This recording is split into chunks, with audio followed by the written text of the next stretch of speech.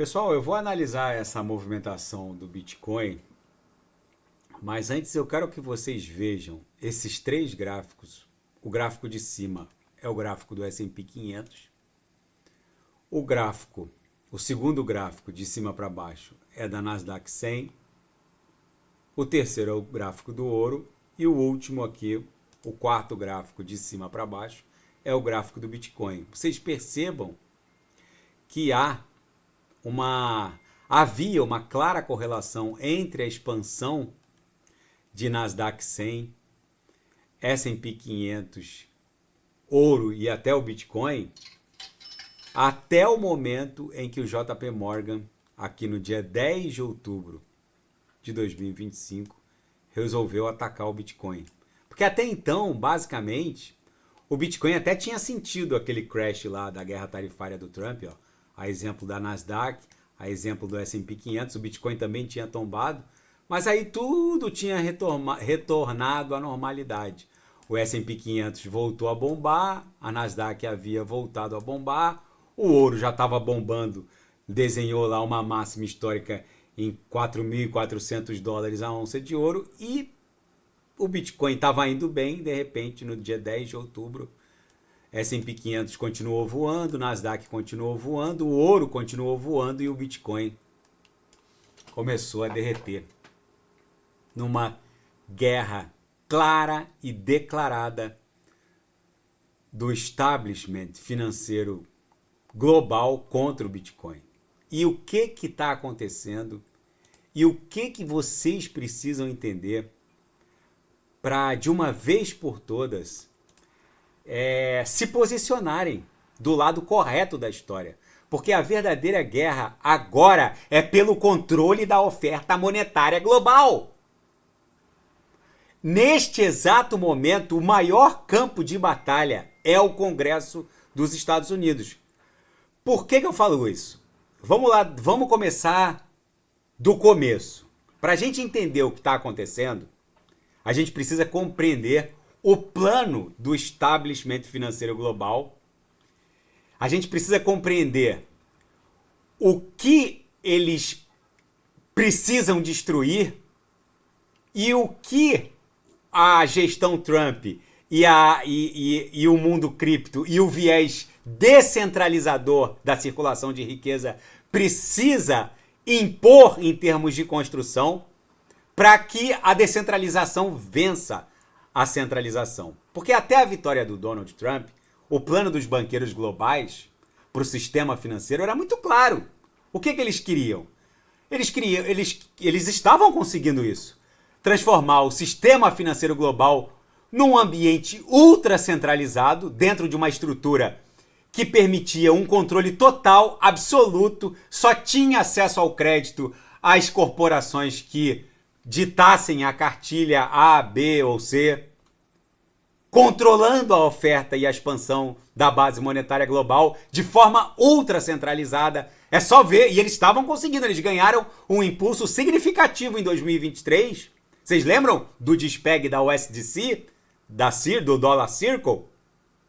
O despegue foi causado pelo crash do Silicon Valley Bank e do Silvergate e do Signature Bank. E por que esses bancos colapsaram? Porque eram bancos crypto-friendly, que não estavam rezando a cartilha correta dos banqueiros globalistas. Todos esses três bancos enfrentaram sérios problemas de solvência devido às regras de reserva fracionária que foram criadas especificamente para quebrar esses três bancos. E logo depois do crash do Silicon Valley Bank e do Signature Bank, principalmente, veio o acordo da Basileia III, que foi um quadro regulamentar que passou a exigir que bancos em todo o mundo aumentassem ainda mais os limites de capital que deveriam manter em relação ao crédito ofertado para evitar colapsos durante corridas bancárias. Em teoria, bonitinho o que o acordo da Basileia estava propondo, porque os bancos deveriam diminuir a alavancagem, mantendo mais dinheiro em caixa. Tudo bem, mas na prática eliminava do jogo os pequenos e os médios. Só os grandes bancos conseguiriam atender a esse requisito. Só que os bancos não contavam com a eleição de Donald Trump. E o que a gente está testemunhando agora? Para quem não sabe, o Donald Trump teve as suas empresas desbancarizadas e essa desbancarização foi uma consequência do 6 de janeiro. Essa desbancarização foi capitaneada por nada mais, nada menos que JP Morgan. O Donald Trump e sua família sentiram na pele as consequências terríveis de uma outra centralização na circulação de riqueza líquida em nível global. O que a gente está testemunhando agora é o confronto franco, direto, entre dois regimes monetários. A velha ordem, centrada no controle absoluto do Fed e de gigantes como JP Morgan, Morgan Stanley, e a nova ordem, centrada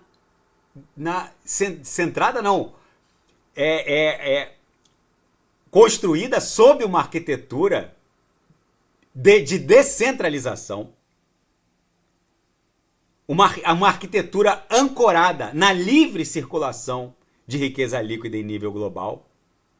É basicamente uma guerra franca entre a velha ordem, em que a expansão do M2 é monopólio do Fed e dos grandes bancos globais, e a nova ordem, onde a descentralização e a expansão da base monetária será basicamente será construída e livremente ofertada por emissoras de stablecoins, que obviamente vão ofertar um regime totalmente descentralizado, em que não haverá um comando central, onde a riqueza vai circular livremente, onde não há como negar acesso ao crédito quem ofertar colateral numa DeFi de Lend and Borrow. A maioria das pessoas acham que o JP Morgan é um banco poderoso, mas isso é um engano, gente. O JP Morgan é muito mais do que um banco super poderoso. É muito mais do que o maior banco dos Estados Unidos. O JP Morgan é o braço operacional do sistema financeiro global. É a entidade mais próxima dos mecanismos centrais do Federal Reserve e que influencia diretamente a liquidação de dólares em todo o planeta e atua como principal executor da atual arquitetura monetária global legada. Não é à toa que o JP Morgan, que seria a instituição que mais perderia com a migração do monopólio da expansão da base monetária do Fed e dos grandes bancos para emissoras de stablecoins, o JP Morgan é um dos maiores facilitadores hoje da pressão agressiva para se vender a descoberto a ação MSTR, é o ticker de negociação da Strategy do Michael Saylor. Clientes que tentaram transferir a custódia das suas MSTRs para fora do JP Morgan relataram atrasos de até uma semana. Porque tirando o ativo da custódia do JP Morgan limita a possibilidade de venda descoberta daquela instituição. O JP Morgan hoje ocupa uma posição estratégica dentro da esfera de influência do Federal Reserve, tanto estrutural quanto politicamente. Só que tudo isso que está acontecendo em termos de ataque do JP Morgan a instituições crypto-friendly, não só a Strategy, mas a Tether. Lembrem-se que há 4 ou 5 dias atrás, a S&P Global diminuiu o rating da Tether. Nada disso é normal, gente.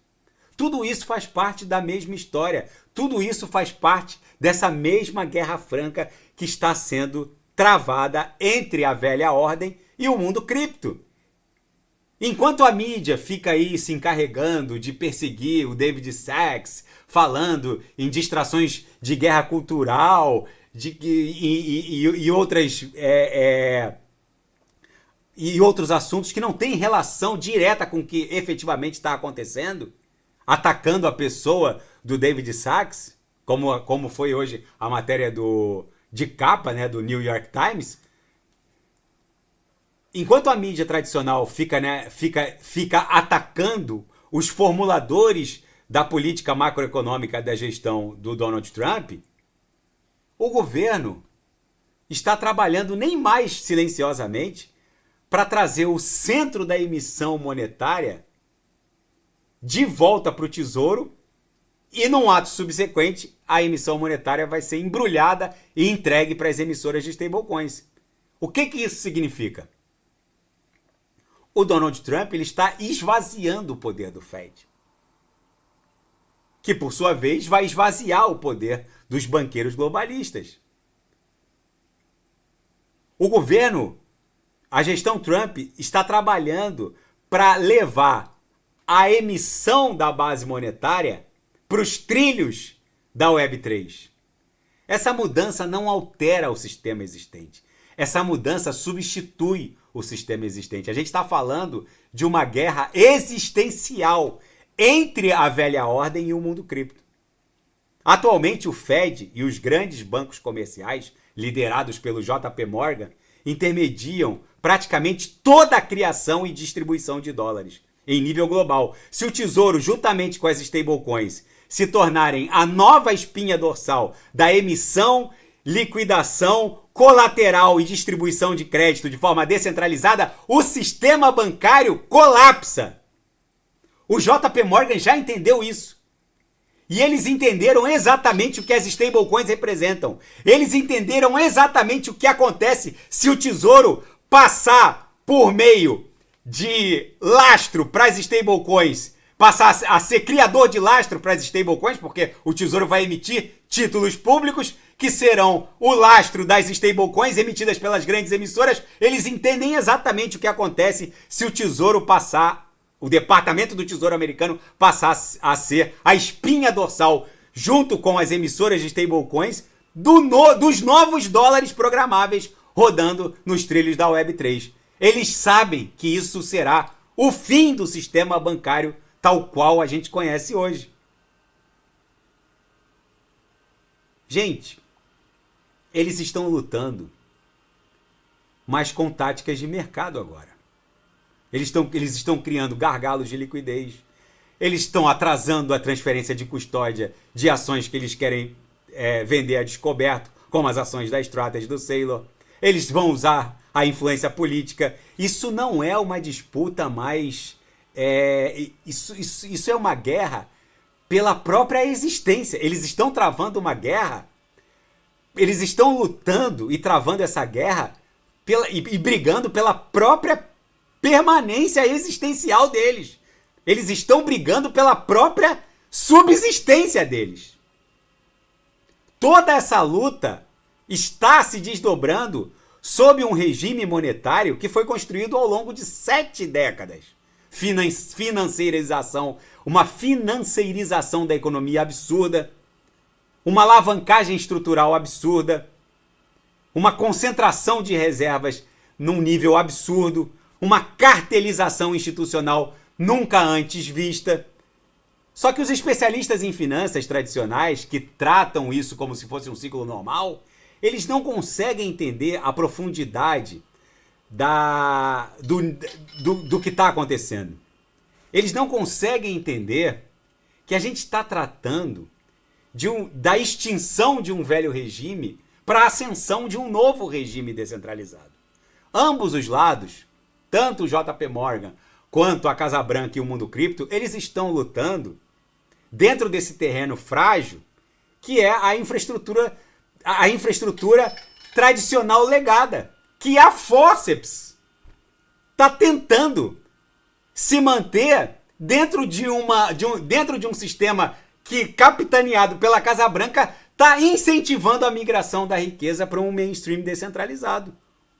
Só que vocês precisam entender que nessa guerra, qualquer erro de cálculo pode desencadear, com o nível de alavancagem do sistema financeiro global hoje, uma instabilidade absurda. Por isso que os mercados estão tão nervosos. Por isso que muitos economistas não conseguem mais entender o que está acontecendo.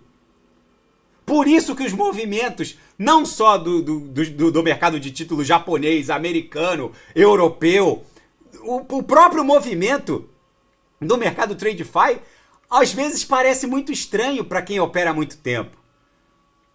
Por isso que o Warren Buffett, que é um sujeito escolado, cascudo, acostumado com tudo quanto é crise, vendeu as ações lá por 280 bi e hoje, se ele fosse comprar as mesmas ações, ele gastaria mais de meio tri. Porque ele não está entendendo o tamanho dessa guerra. Não se trata mais de atacar o Michael Saylor da Strategy ou de atacar a Tether. A empresa do Saylor é uma ponte de conversão que, se for destruída, surgirão outras. E não vai ser destruída. Esse é o detalhe. Os Estados Unidos, o governo norte-americano, capitaneado por essa administração Trump, eles estão defendendo uma alteração de regime monetário jamais vista nas últimas 7, 8 décadas. O que está acontecendo hoje só é comparável a Bretton Woods. As próximas eleições de meio de mandato, e é por isso que essa guerra está tão clara agora, vai definir o futuro e a velocidade dessa migração. Porque o JP Morgan e o próprio board do Fed hoje, capitaneado pelo seu Jerome Powell, sabe que se o governo perder as eleições de midterm, de meio de mandato, o Trump se tornará um presidente sem poder, incapaz de reestruturar de forma agressiva, como ele tem feito, essa alteração de regime monetário. Por isso que é tão importante abalar as estruturas do Bitcoin. Por isso que é tão importante abalar as estruturas da Strategy, do Saylor. Isso não é trivial. O que eles estão fazendo eles estão tentando criar um caos no mercado que estava se expandindo de forma completamente saudável. E outra, a tokenização, o RWA, agora a SEC, agora com a Nasdaq, vão tokenizar as ações do mercado TradeFi. Tudo isso estava acontecendo de uma forma, dentro de um nível de normalidade que agora ficou anormal. Porque o JP Morgan resolveu peitar tudo e todos. E isso começou no dia 10 de outubro. Se vocês não entenderem o tamanho dessa guerra, vocês vão acabar se disposicionando. Só que o mundo cripto é uma pasta que já saiu do tubo. Com ou sem o apoio do governo americano, a migração da riqueza para um mainstream descentralizado é questão de tempo. Talvez a eleição do Trump tenha acelerado isso em 5 anos, talvez um pouco mais, um pouco menos. Mas isso é uma pasta que já saiu do tubo. Só que vocês precisam necessariamente estar posicionados corretamente no lado certo da história. Porque o que a gente está vivendo é uma alteração de regime monetário. E é óbvio que os mortos e feridos, antes de morrerem e serem enterrados, eles vão espernear, como o JP Morgan está fazendo. Com razão, eles estão no papel deles. Vocês iriam querer perder o monopólio de criação de dólares e expansão da base monetária? Obviamente que não. Entendam o tamanho dessa revolução. E outra, em algum momento o próprio JP Morgan Chase vai entender que a pasta já saiu do tubo e ele vai se posicionar antes mesmo dessa sardinhada que está pulando fora. Se é que já não está fazendo isso. Se vocês não entenderem o tamanho da revolução e da guerra que está francamente declarada entre a velha ordem e o mundo cripto, vocês estarão mortos e alijados desse mercado. Não pensem vocês que o Bitcoin vai ficar muito tempo abaixo da base da banda de VWAP anual, porque não vai. Isso aí, agora então que essa guerra é declarada, eu não tiraria nem do radar uma aprovação antes do fim do ano da Clarity Act ou da própria Bitcoin Act, que criaria uma reserva federal de Bitcoin imediatamente para pontificar o fim dessa guerra maluca entre a velha ordem e o mundo cripto. Daqui a pouco eu volto, vou fazer BNB, LTC, Polkadot. Quem quiser sugerir alguma análise é só colocar nas mensagens abaixo. Grande abraço, até daqui.